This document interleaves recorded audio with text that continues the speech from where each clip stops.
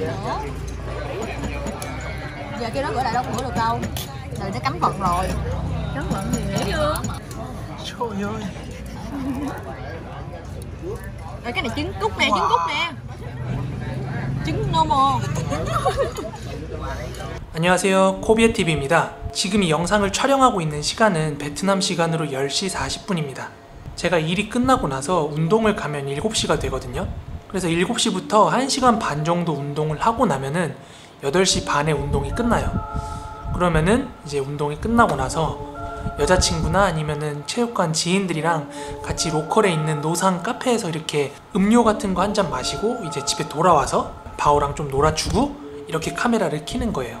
그래서 영상 시작부에서 보셨던 그 영상은 오늘 찍어온 건데, 베트남 사람들은 참 남녀노소 할 것 없이 그런 음식을 참 잘 먹어요. 저는 극구사양하면서 먹지 않았는데 저한테 귀신을 볼래, 그걸 먹을래 라고 물어보면 전 단언코 귀신을 보겠다고 선택할 겁니다. 네, 아무튼 오늘도 무서운 이야기를 준비했는데요. 무서운 이야기 2개가 준비되어 있고요. 바로 첫 번째 이야기 시작하도록 하겠습니다. 이 이야기는 부산에 있는 한 지하철역에서 시작된 괴담입니다. 제가 알기로 부산이 지금은 지하철이 1호선부터 4호선까지 있고 뭐 동해선이니 뭐 여러가지 있는 걸로 알고 있는데, 처음에 이 이야기가 시작됐을 때는 지하철이 1호선부터 3호선까지 있었다고 합니다. 그 1호선부터 3호선 중에 2호선에는 시립미술관역이라는 역이 있다고 해요. 오늘 이야기의 시작은 이 시립미술관역에서 시작이 됩니다. 군대를 가기 위해서 신체 검사를 받는데 보통 이제 3급까지는 현역을 가고 이제 4급까지는 공익을 가고 5급은 이제 면제로 아무것도 안 받잖아요. 이제 신체 검사를 4급을 받고 이제 사회복무요원으로 이제 지하철역에 배치를 받은 한 공익분께서 겪은 이야기인데요. 지금이야 지하철 어디를 가든 스크린 도어가 다 설치가 되어 있어서, 그런데 정말 제가 어렸을 때만 생각해봐도 스크린 도어가 없는 게 일반적이었어요. 그래서 지하철역에 이렇게 사람들이 지하철을 타기에 줄을 서서 있으면은 지하철이 들어올 때 멀리서부터 바람이 느껴져요. 그리고 지하철이 쌩 하고 얼굴 앞으로 지나가면 정말 그 바람이 세게 느껴질 정도로 옛날에는 다 지하철역이 그랬던 것 같아요. 그래서 요즘 공익근무요원분들 같은 경우에는 정확하게 어떤 일을 하는지 모르겠지만 뭐 무임승차 단속을 한다든지 아니면 역사 내에서 이제 사람들 질서를 지키는 거를 관리 감독을 한다든지 뭐 여러 가지 일을 하겠죠.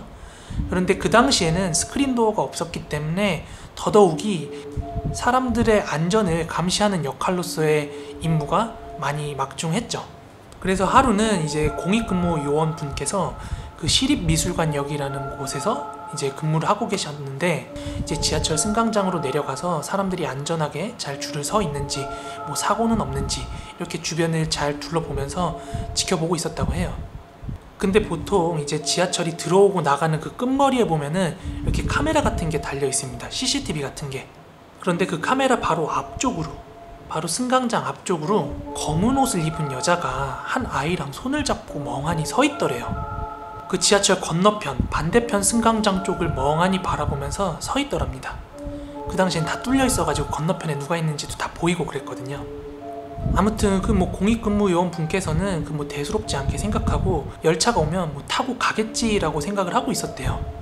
이제 뭐 그분들을 의식을 하고 난 뒤에 이제 교대 시간이 돼가지고 그분은 이제 교대를 하고 이제 다른 근무자랑 교대를 했다고 해요. 그리고 나서 한참 있다가 다시 교대 시간이 돼서 막차가 들어오기 전에 다시 그 승강장 쪽으로 내려갔다고 해요. 지하철 공익분들이 하시는 업무 중에서 이제 막차 시간 근처가 됐거나 아니면 막차가 끊기고 나면은 지하철 역사에 있는 사람들이 남아있는지 안 남아있는지 뭐 이렇게 살피는 역할도 하잖아요. 아무쪼록 막차 시간이 다 돼서 그렇게 다시 한번 승강장에 내려갔다고 합니다. 지하철 호선의 그 끝자락에 위치하고 있대요. 그래서 막차 시간이 되면은 그 승강장이나 역사에 사람이 거의 없었다고 해요. 거의. 그래서 막차 타는 사람들을 점검을 하려고 그 승강장을 걷고 있었는데, 아까 전 교대 시간 전에 봤던 그 검은 옷 입은 여자랑 그 아이가 그 자리에 그대로 서 있더랍니다. 거진 5시간이 지났는데도 뭐 자세나 표정의 변화 없이 그대로 멍하니 건너편을 바라보면서 이렇게 멍하니 서 있더래요. 그런데 그 공익분께서 이제 너무나 오싹함을 느낀 거예요. 그래서 그 검은 옷 입은 여자랑 여자아이를 바라보면서 좀 멀리 떨어진 상태에서 역무실에 있는 다른 공익근무 요원분께 전화를 했대요. 그리고 그분한테 여쭸대요. 여보세요, 형님 저 누구누군데요. 지금 여기 카메라 보고 있어요. 카메라. 잠시만.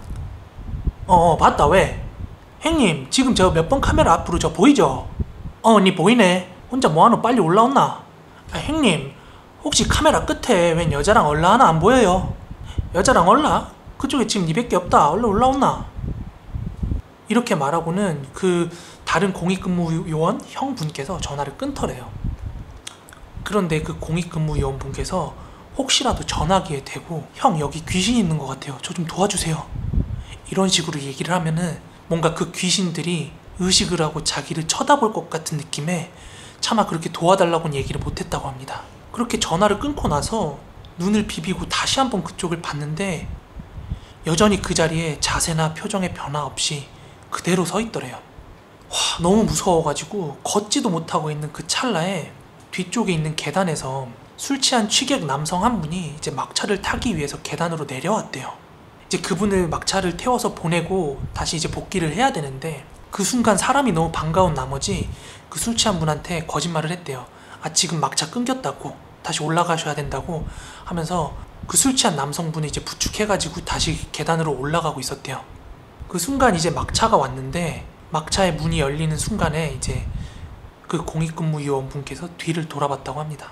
그런데 마치 공중에 떠다니는 것처럼 그 여자랑 그 아이가 지하철로 들어서더래요. 그리고 지하철 안으로 몸은 들어가 있는 상태에서 문 밖으로 고개만 빼꼼 내밀더니 지하철 문 밖으로 그 공익요원을 보면서 씩 웃더래요. 이 이야기는 정말 믿을지 안 믿을진 모르겠지만 당사자는 정말 실화라고 주장하고 있는 내용이고요. 요즘은 잘 모르겠지만 그 당시에는 좀 납득할 수도 있을 법한 게 그 당시에는 스크린도어가 없었기 때문에 사람들이 맘만 먹으면 쉽게 뛰어들어서 자살도 했고 실수로 선로에 떨어져가지고 사고가 나는 경우도 되게 많았어요. 지금에 비하면. 아니면 선로에서 사고가 나가지고 지하철이 지연되는 경우도 종종 있었어요. 실제로 저도 사고로 인해서 지하철이 지연됐던 경험을 어릴 때 한 적이 있었고요. 그 귀신들이 왜 거기에 있었는지는 모르겠지만 아마 그 지하철역과 관련된 사고라든지 어떤 한이 맺힌 게 있지 않았을까 그렇게 생각이 되네요. 네, 그럼 두 번째 이야기도 바로 시작을 할게요. 그냥 이 이야기의 당사자를 편하게 선배라고 지칭을 하겠습니다. 이제 보통 대학교 때 남자들은 군대 갔다 와서 복학을 다시 하잖아요. 이제 그 선배도 군대를 갔다 와서 이제 전역을 하고 바로 복학을 하기 위해서 이제 대학교 인근에 자취방을 알아보기 시작을 했대요. 그런데 그 전역 시즌이랑 그 복학 시즌이랑 뭔가 날짜가 되게 복잡하게 얽혔다 그래요. 그래서 그 당시에 그런데 학교 주변으로 방을 알아보고 있기도 했고 생각보다 방을 구하기가 많이 어려웠다 그래요. 그래가지고 발품을 팔면서 여기저기 많이 돌아다닌 결과 굉장히 주변 시세보다 저렴하게 나온 원룸이 하나 있었대요. 가격도 싸고 들어가 보니까 굉장히 넓어가지고 냉큼 계약을 하고 그 방으로 이사를 갔다고 합니다. 보통 대학교 주변에 원룸 건물이나 하숙집 건물 같은 것들은 이제 편의가 어떻든 학생들이 어떻게 해서든 들어오기 때문에 사실 건물의 시설 같은 게 그렇게 좋고 그렇진 않거든요. 그 형님께서는 5층에 있는 방을 계약을 했고 그 건물에는 엘리베이터가 없어서 이제 집까지 올라가려면은 계단을 통해서 올라가야 됐다고 합니다. 그런데 저도 자취를 했었지만 오피스텔이 아니고서야 엘리베이터 없는 곳들이 참 많아요. 아무튼 개강을 하고 나서 개강을 하고 학기 초가 되었으니까 오랜만에 친구들 만나서 술도 많이 마시고 할 거 아니에요. 그래서 그 선배는 오랜만에 만난 학교 사람들이랑 그리고 복학 동기들이랑 이제 만나서 술도 먹고 군대 이야기도 하면서 그렇게 시간을 보내다가 자취방으로 돌아오는 길이었다고 해요. 그렇게 자취방 건물 앞으로 도착을 해서 집으로 올라가야 되는데 1층에서 2층을 지나서 올라가는데 복도에 있는 모든 형광등이 막 깜빡깜빡 하더래요. 그런데 특정 형광등 하나만 그런 게 아니라 전체 형광등이 다 막 깜빡깜빡 거리더래요. 그래서 형광등이 좀 오래됐나 보다 뭐 이렇게 생각을 하고 있었대요. 그렇게 3층까지 올라가고 있는데 3층에 있는 형광등도 전부 복도에 있는 불이 깜빡깜빡 거리더래요. 그때부터 좀 이상함을 느껴서 계단을 막 2칸씩 오르기 시작을 했대요. 빠르게. 그렇게 4층까지 올라갔는데 4층도 복도불이 그렇게 깜빡깜빡 거리고 있었대요. 그런데 4층 복도 끝에 웬 아이가 푹 수그리고 앉아가지고 고개도 이렇게 수그린 채로 앉아있더래요. 그런데 한밤중에 꼬마아이가 거기 혼자 쭈그리고 그렇게 앉아있으니까 걱정이 돼서 무섭긴 했지만 다가갔대요. 너 왜 그러고 있어? 라고 이렇게 물어봤는데 아이가 답이 없이 이렇게 수그리고만 있더래요. 혹시나 이 건물에 사는 아이인가 싶어가지고 이렇게 주변 호수들을 이렇게 둘러보고 있었는데 다시금 그 아이를 쳐다보려고 이렇게 시선이 꽂혔는데 쭈그리고 있던 아이가 온데간데 없다는 거예요. 그 순간 이 선배가 이건 진짜 뭔가 잘못됐다 싶어가지고 자기 집이 있는 5층으로 미친듯이 뛰어서 올라갔대요.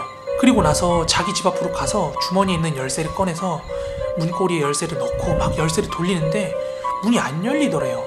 그래가지고 문을 덜컥덜컥 하면서 문 열리길 기다리고 있는데 갑자기 안쪽에서 쿵쿵쿵 걸음소리가 나더니 아이 씨발 누구야! 이렇게 막 화를 내면서 소리를 지르더래요. 그래가지고 그 형이 다시 이제 문을 올려다 보니까 자기네 집이 아니었던 거예요. 너무 놀래가지고 남의 집 문을 두드렸던 거예요. 그래서 그 형이 정신을 차리고 자기네 집으로 가서 문을 열고 이제 방 안으로 들어갔다고 해요. 아무튼 그 선배가 집으로 돌아와서 자려고 하는데 이제 놀란 마음에 가슴이 진정이 안 돼가지고 거의 날밤을 꼴깍 새다시피 이렇게 눈을 뜨고 있다가 그대로 가위에 눌렸다고 합니다.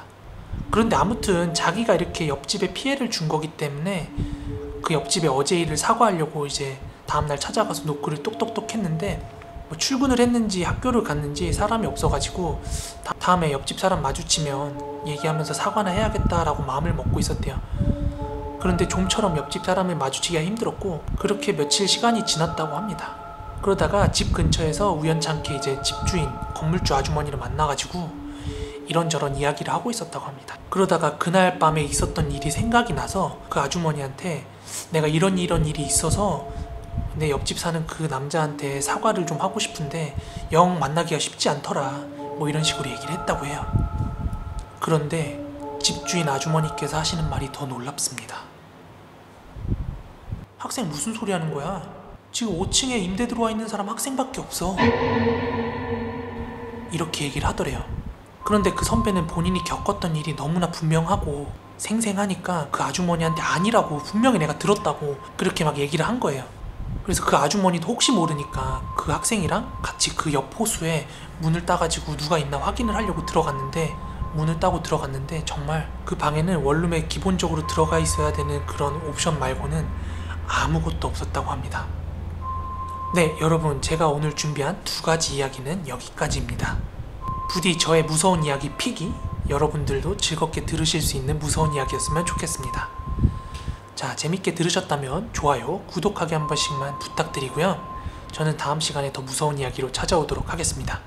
그럼 모두 좋은 밤 되세요. 감사합니다.